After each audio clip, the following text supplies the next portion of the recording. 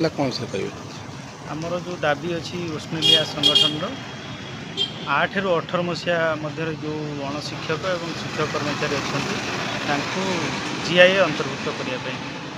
कौन है आज का जगह ना यहाँ तो आमर आज कार्यक्रम नुहे यहाँ विगत 16 तारिख ठार चालू आसी यहाँ 5 वर्ष धरी चली विभिन्न विभिन्न उपाय जमी पथप्रांत नाटक हो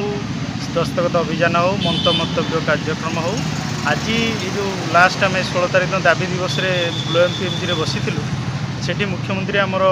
मैटर को कौन से हस्तक्षेप कले ना तो आम से कॉलेज स्तर से डिसीजन होता कॉलेज स्तर में यहाँ कॉलेज गेट सम्मुख में कार्यबंद पेन डाउन कार्यक्रम हम तो से पेन डाउन कार्यक्रम आज